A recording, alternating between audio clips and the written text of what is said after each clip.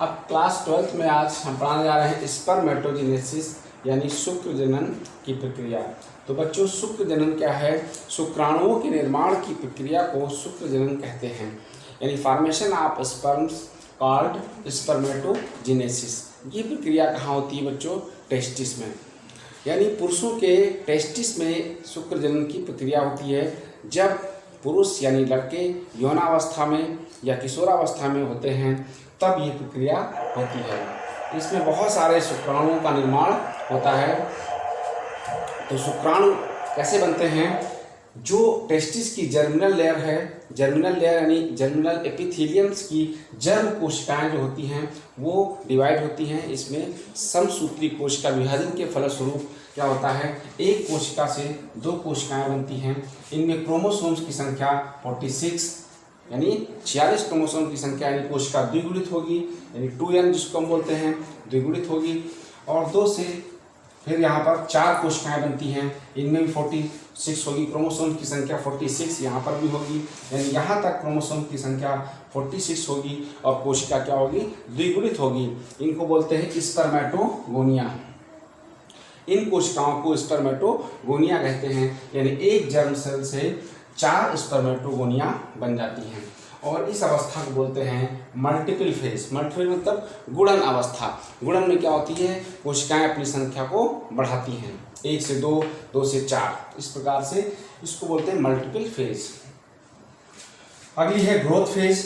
ये ग्रोथ मतलब वृद्धि अवस्था। इसमें क्या होती है? एक कोई कोशिका वृद्धि करती है सारी। इसमें एक कोशिका को हमने वृद्धि करते हुए दिखाया है, ये ग्रोथ हो गई है, और ये कोशिका बड़ी होगी और ये भी क्या होगी? 2n यानी द्विगुणित होगी। अभी यहाँ तक कोशिकाएं द्विगुणित हैं, इसको बोलते हैं प्राइमरी स्पर्मेटोसाइट्स। ये क्या है? Primary spermatocyte. और ग्रोथ हो जाती है। ग्रोथ होने के बाद यानी उसमें वृद्धि होती है, बड़ी हो जाती है। फिर क्या होता है? ये भी विभाजित होती है। अब यहाँ पर क्या होगा? मियोसिस विभाजन। ये लिखा हुआ है मियोसिस विभाजन। मियोसिस में क्या होता है? एक कोशिका से 4 कोशिकाएं इसमें भी बनती हैं। तो इसमें क्या है? यहाँ पर देखिए, मियोसिस में क्या होगा कि क्रोमोसोम की संख्या घटकर आधी रह जाती है। कोशिका यहाँ पर 2n है और यहाँ पर n हो जाएगी। देखिए यहाँ पर नीचे सब में n लिखा हुआ है, तो यहाँ पर क्रोमोसोम की संख्या भी घट जाएगी। तो कितनी हो जाएगी? 23। यहाँ था 46, यहाँ पर 23, मतलब क्रोमोसोम की संख्या आधी हो जाएगी, क्योंकि मियोसिस विभाजन हो रहा है, यानी अर्धसूत्री विभाजन होता है। तो इस प्रकार से अब यहाँ से 1 से 2 कोशिकाएं जो बनेंगी इनको बोलेंगे सेकेंडरी स्पर्मेटोसाइट्स। ये क्या है? सेकेंडरी स्पर्मेटोसाइट मतलब द्वितीयक स्पर्मेटोसाइट्स। अब क्या है? ये कोशिकाएं फिर दो विभाजित होती हैं, इनमें विभाजन होता है फिर से। तो क्या होंगी? इससे 2 कोशिकाएं और इससे 2 कोशिकाएं बनेंगी, इनको बोलते हैं स्पर्मेटिड्स। यानी ये कोशिकाएं अब मैच्योर हो गई, इनको बोलेंगे स्पर्मेटिड्स, यानी स्पर्म बनने के लिए तैयार हो रहा है। अब स्पर्मेटिड्स में क्या होगा? स्पर्मेटिड्स जब बनेंगी तो कुछ देर के बाद या कुछ दिनों के बाद क्या होती हैं? इसमें एक कायांतरण की प्रक्रिया होती है। यहाँ पर स्पर्मेटोजेनेसिस में मेटामॉर्फोसिस होगा, यानी स्पर्मेटिड्स में मेटामॉर्फोसिस यानी कायांतरण की प्रक्रिया होती है। तो कोशिकाएं क्या होंगी? ये कोशिकाएं देखिए गोल हैं, ये कोशिकाएं गोल राउंड हैं, और यहाँ पर नीचे बना शुक्राणु यानी स्पर्म। ये जो स्पर्म बने हुए हैं देखिए, इस प्रकार से स्पर्म की आकृति चेंज हो गई, मतलब उनका शेप ही बदल गया, लंबे हो गए और इनमें पूंछ भी निकल आई है, पूंछ भी निकली है। तो ये इनकी आकृति जब बदल जाती है तो इसको बोलते हैं मेटामॉर्फोसिस, यानी कायांतरण की प्रक्रिया के दौरान ये शुक्राणुओं का निर्माण होता है, स्पर्म बन गए। अब देखिए यहाँ पर जो स्पर्म है, कितने स्पर्म बने? 4 स्पर्म। कल जो आपने पढ़ा था oogenesis में, उसमें एक जर्म सेल से यानी एक जर्म सेल से एक ही अंडाणु बना था, ओवम सिर्फ एक ही बना था। इसमें क्या है? एक जर्म सेल से 4 शुक्राणु बनते हैं। ये नीचे बने हुए 4 स्पर्म बन गए हैं, और इस प्रक्रिया को बोलते हैं मैच्योरेशन फेज। मैच्योरेशन फेज मतलब परिपक्व अवस्था, जिसमें ये कोशिकाएं मैच्योर होकर के शुक्राणुओं का निर्माण करती हैं। तो इस प्रकार से था ये शुक्राणुओं के निर्माण की प्रक्रिया यानी स्पर्मेटोजेनेसिस। और इसमें क्या होता है कि जिस समय शुक्राणुओं का निर्माण होता है यानी स्पर्मेटोजेनेसिस होता है, उस समय व्यक्ति के जो टेस्टिस में हार्मोन्स होते हैं वो एक्टिव होते हैं, तब ये प्रक्रिया होती है। LH hormones, IC CH hormones होता है, और FSH हार्मोन्स, यानी FSH मतलब फॉलिकुलर स्टिमुलेटिंग हार्मोन्स, तब जाकर के इन प्रक्रियाओं के द्वारा स्पर्म का निर्माण होता है। अब बच्चों आप उसके बाद बताएंगे आपको स्पर्म, यानी एक स्पर्म को बनाकर बताएंगे किस प्रकार से होता है स्पर्म की संरचना।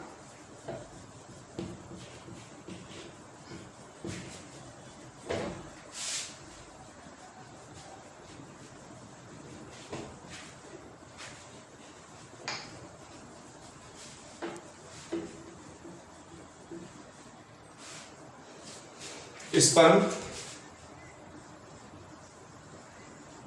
अभी जो 4 स्पर्म बने थे उसमें से एक स्पर्म को बना करके हम बताएंगे। स्पर्म क्या होते हैं? मेल गैमीट, नरयुग्मक, मेल गैमीट्स, और इसमें क्या हो गया, क्रोमोसोम्स का जो सेट होता है 22 + XY, 22 + XY, 22 यहाँ पर ए लिख सकते हैं। 22 क्या ऑटोसोम्स होते हैं, और XY क्या है, सेक्स क्रोमोसोम्स होते हैं। अब इसमें जो होगा, जब एक स्पर्म होगा तो क्या होगा, 22A + X या Y, यानी X भी हो सकता है, Y भी हो सकता है। क्रोमोसोम्स यानी उसके शुक्राणु के अंदर जो क्रोमोसोम्स हैं, X वाला भी हो सकता है और Y वाला भी हो सकता है। तो क्रोमोसोम्स में जो होते हैं, शुक्राणु के अंदर जो क्रोमोसोम्स होते हैं वो X और Y में से कोई एक हो सकता है। कोई एक ही होगा, या X वाला होगा या Y वाला होगा। तो इस प्रकार से शुक्राणु की संरचना बनाएंगे।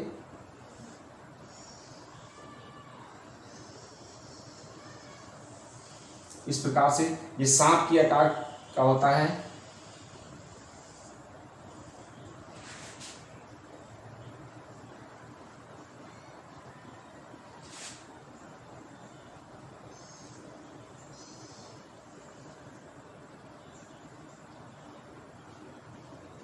ये यहाँ पे इसमें 4 भाग होते हैं। ये वाला हेड भाग है, हेड,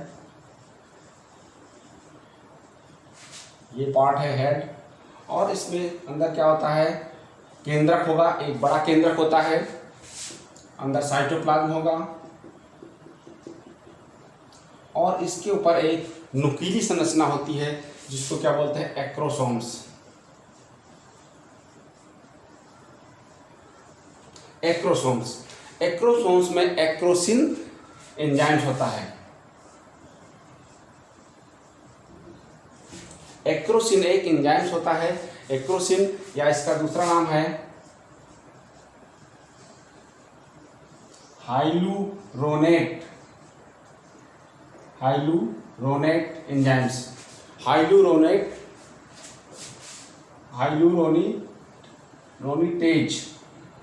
हाइलुरोनिडेज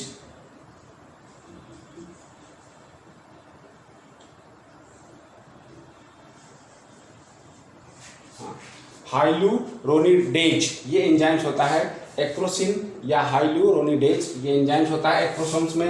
ये क्या करता है, जब अंडाणु से निषेचन करेगा तो उसकी जो बाहर की दीवार है उसको मुलायम करके उसको छेद करता है, यानी उसके दीवार के अंदर प्रवेश करने के लिए ये क्या करता है, एक्रोसोम्स अंडाणु की दीवार को छेद करता है, यानी उसके अंदर प्रवेश करता है। तो उस दीवार को तोड़ने का कार्य करता है कौन, एक्रोसोम्स।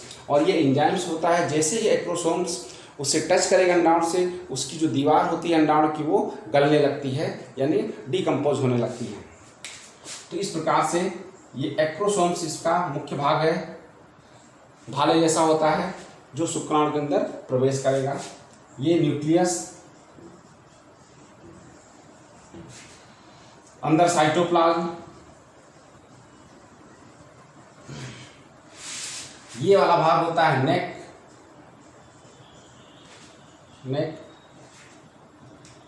और ये मिडिल भाग, मिडिल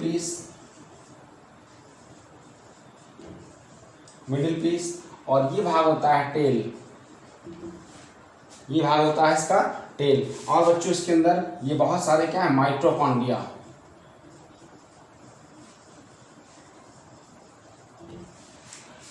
इस मध्य भाग में बहुत सारे माइटोकॉन्ड्रिया होते हैं।